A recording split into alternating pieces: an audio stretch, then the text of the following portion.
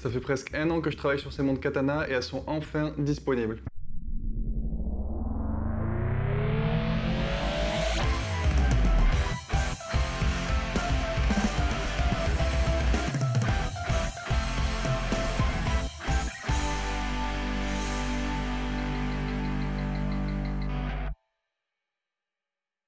Je vous en ai parlé plusieurs fois, je voulais créer mes propres boîtiers et c'est enfin fait.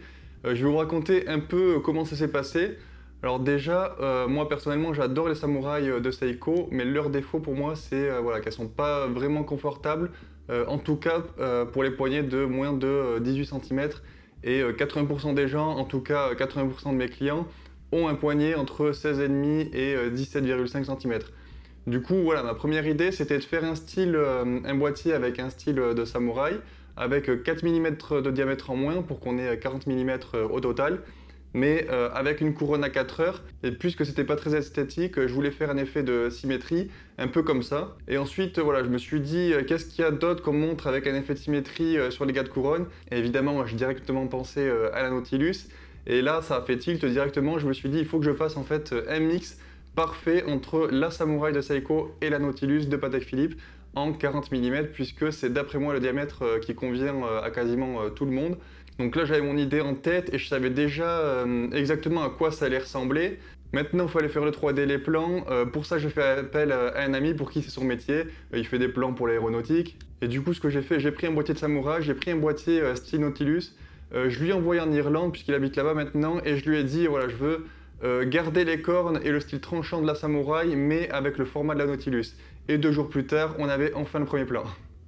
Non, en vérité, ça a pris plusieurs mois puisque chaque fois qu'il faisait quelque chose, il y avait des petits ajustements par rapport à ce que je voulais, mais petit à petit, on se rapproche de ce que je veux, jusqu'au jour où ça y est, je décide de faire 3 prototypes.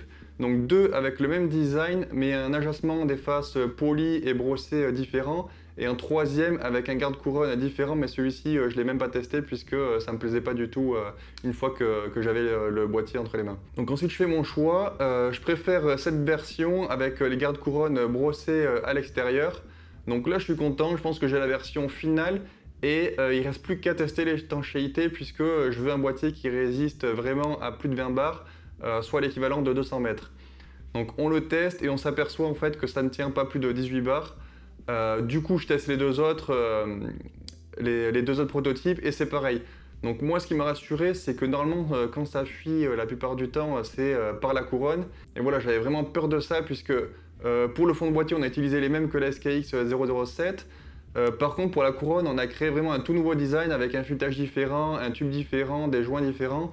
Donc le fait que ça fuit plutôt par le joint de verre et pas par la couronne, c'était pour moi une bonne nouvelle, puisque refaire les plans de la couronne, c'était beaucoup plus de travail, alors que là, on avait juste augmenté l'épaisseur du verre, du joint de verre, de la lunette et du boîtier. Donc on a rajouté 0,2 mm à tout l'ensemble en épaisseur. Donc déjà, ça rend la montre un peu plus robuste, donc ça c'est cool. Et ça suffit pour que tous les boîtiers résistent à au moins 23 bars. Moi, personnellement, je les garantis jusqu'à 20 bars et ça suffit pour 99% des gens.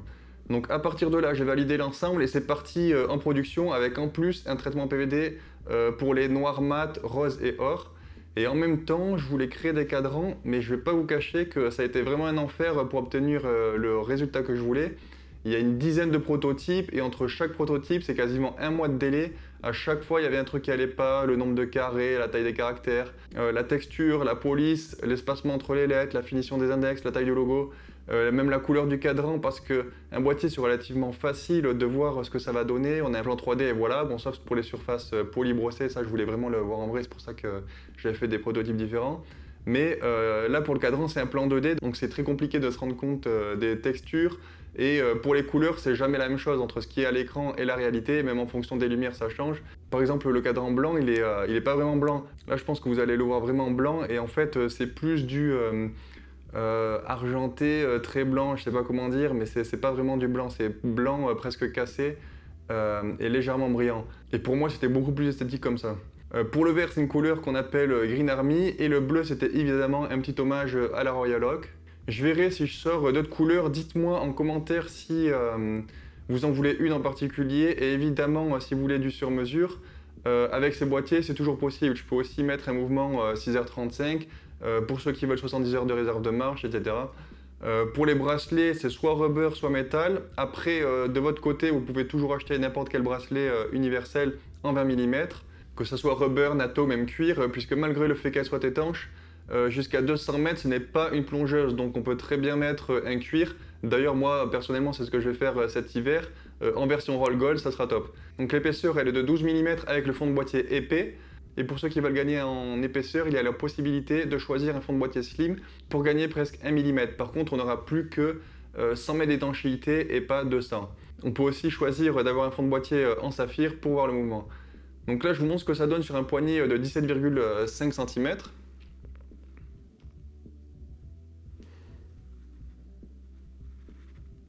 Et sur un poignet de 14,5 cm.